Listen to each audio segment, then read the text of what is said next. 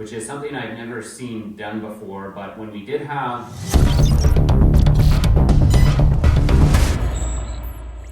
What's up everybody? Welcome back to Garage Gym Gains. I'm Ricky, and today we are checking out a subscriber's home gym. We like to do that a lot on the channel. It's a ton of fun. If you want to see your home gym on the channel, go through the link down below and submit your tour. Walks you through the entire process. It's super easy. But today we are checking out Dean and Jen's home gym. They are both powerlifters, and they have spent almost $9,000 on their home gym. It's 12,000 Canadian.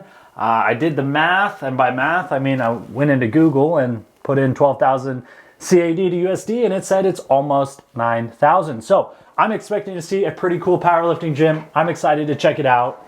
Let's get started. All right, everyone, welcome.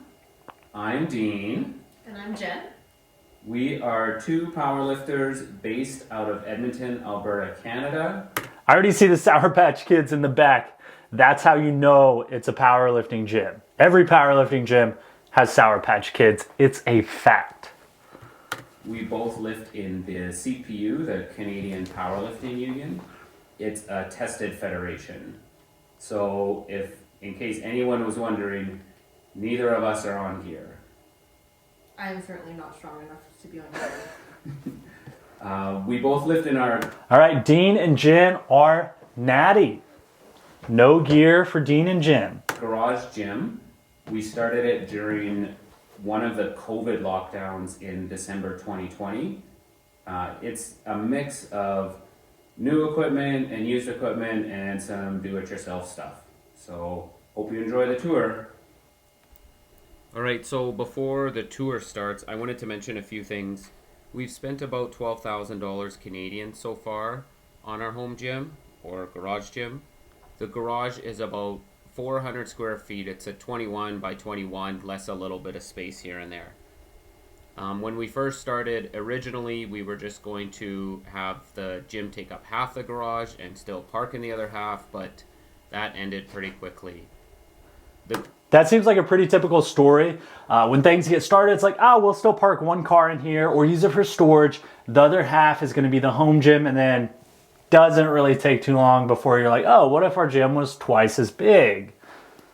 That's a pretty big jump in space. So I already like the fact that you took up the whole gym. By the way, make sure you decide what your favorite part of Dean and Jen's home gym is, because you need to comment that down below so we can all talk about it in the comments. The garage has come a long way in the last 2 and a bit years. I'll show a picture of the first month when we had it, and you can see quite a difference. All right, so we'll start the tour. In case you're wondering, it is a heated garage. It isn't very well insulated, so when it's really cold here in Canada, which it can get really cold, it's pretty chilly in the gym, and the weights are definitely cold. The bars are extra cold on your hands and everything, but that doesn't stop us from lifting. If you are thinking about getting a home gym and you're going to put it in the garage and you live in an area that is cold, I highly recommend you figure out some way to keep your garage warm, because it's tough. The plates are slippery, the bars are cold, it takes a while to get warmed up. Definitely put some thought into how you're going to keep your space warm so that you actually go out there and use it. The lights are LED lights that I got off Amazon. I recently put those in, and they really brighten the place up. The floor is 3/4 inch horse stall mat. The entire gym is covered in horse stall mats. Moving over here to just some of the tools. A lot of the stuff is built here or modified, or I do some projects in the house and stuff like that. So here's all the tools. I try and keep it as organized as possible because we have a lot of stuff, and it's still a garage. It does have to hold some of our storage things. Here's our one cardio equipment in the gym, our bike.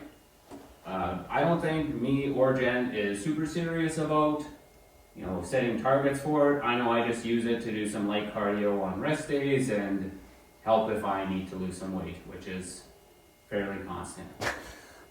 Moving to the door, it's covered in some banners that we picked up to try and make the place unique and motivating for us.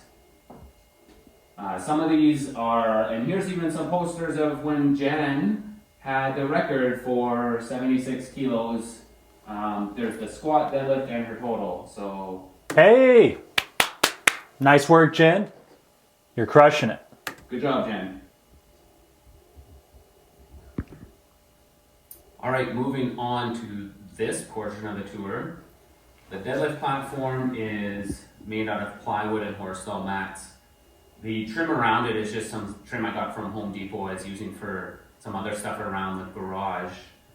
And I painted it red to make it look a little more aesthetic. In order to level out the platform and try and prevent some of the divots from forming, as they do over time, especially when you're using thinner plates, underneath it's leveled off with shingles, like housing shingles, which is something I've never seen done before. But when we did have like pieces of wood to try and keep it level, the wood would kind of keep shifting around and it didn't stay that way. For those of you that aren't familiar, a garage is sloped, so anything that's liquid can kind of drain out of the garage and down the driveway and into the drainage system. Our garage doesn't have a super aggressive slope, but it's definitely noticeable. And the bar, if it's flat, the bar will roll. Or without it being on the platform, it'll roll around. So you definitely do feel it. The combo rack here is... Real quick on the deadlift platform, I really like that trim that they put around the outside. That's a relatively easy touch to do. And personally, I think that goes a long ways aesthetically, and it probably makes it easier so you don't trip over it all the time because it's bright red and you're gonna see it. Not sure if that's actually the case, but I think it'd be cool if we saw more people taking the extra time to do a trim around the deadlift platform. That looks good. Is a Vol Harding. That company, I believe, is based in Alberta. We got this used on Facebook Marketplace. The Vol Harding racks are essentially ER racks, to my knowledge. It's not an IPF approved piece of equipment, but it is built to IPF specifications. And the goal was, while we were performing the competition movements, we would be using competition equipment. So that's why we have, the combo rack, we have calibrated plates, we have a stiff bar to try and replicate a competition setting, at least for the lifting portion of it, just so we know there's not a big adjustment when we do compete. Not that we're that serious or anything like that, but I don't know, it just felt like the right thing to do. The platform that the competition rack is on, I made myself. It's made out of mattress, like a bed frame that I bent, and underneath it is some 2x4s and a piece of plywood and some like a mat. And then I made these little... I'm thinking that Dean is a much better DIYer than I am. He's already done a few projects that sound... he makes them sound pretty simple, but I think he's... legs. Pretty hands-on. On it, so you can adjust the platform to keep it level depending on wherever you put it in the garage. So if we end up having to turn the platform, or we want to turn it the other way, or whatever, as we rejig things, we can just simply adjust the legs and it will level it out without having to mess with it each time. It's very solid, and I've got some wood holding the combo rack to the platform so it doesn't move around a lot. Yeah, that sounds pretty legit. Nice work there. And I guess we'll move on to the next part of the tour. All right, so moving on over here, we have two benches. One is a flat bench that is a brand that I don't know. And then this is our adjustable bench, which is also a brand I don't know. They both work okay. They can handle anything we can put up, but there's no, I don't know if we're pushing the limits of the weight capacity or not, but so far so good. Moving on to some of the... In case you are in the market for a bench, if you go through the links down below through Rep Fitness, that's who I get my benches through. I think they're fantastic, and that does help out the channel if you go through those links. So something to think about if you're in the market for some gym equipment, which, let's be honest, You are. Shelving and the racking and everything. These posters in the background are posters that I made just to try and make something unique for the gym. And then this is just some shelving that's kind of across. The racking here is from, I think it's Home Depot. I got it on one of the, like a sale, and it kind of ties into this other one here. We have a full set of calibrated plates with our deadlift jack. Down here we've got our blocks for our block pulls, and some more platforms if we need to kind of inch things up if we're doing like a deficit deadlift or something like that. I am a big fan of calibrated plates. That's what I had in my last home gym. Not 100% sure if they're going to go in the next one, but I love a good calibrated plate. These cabinets here I made myself a couple of times because the first times I made them it wasn't very good. Not that it's dramatically better now. Here's our mini fridge, which is very low on monsters, and our set of dumbbells, which the heaviest we have is 95 pounds, which is plenty heavy for me because I'm not man enough for the hundos. And then we've got even the 3 pounds for the beginners. In the back corner is our shoe cabinet, and something I'm kind of proud of is the background on the wall is flooring that was left over from my house. So I thought it would kind of look neat to put it on the wall. It was a lot of work, and I think it looks all right. And moving on. All right, moving on. Here is our power rack. We got this locally here at a place called Fitness Town. This was the first piece of equipment that came in the gym. It started all of it. And it's a brand that I don't know or I can't remember, but it's a 2.5 by 2.5, so it's not a 3 by 3. It's got 1-inch holes here, but it doesn't have any on the side. So it does have some limited capabilities, especially for the attachments. It's got pull-up bar, and then we bought some rings and we use them for ring pull-ups. One of the modifications is like these spotter arms, because the original spotter arms that came with were just those, well, they're these things. And they're very springy, so if you're doing like pin squats, they really bounce and it sucks. And like, pin squats are already hard enough already. And all of these plate storage were purchased after we got the rack. It's okay, but we've had to do lots of modifications to make things work. As well, the landmine, this lever arm here is from Belgian steel, and we use it for our belt squats.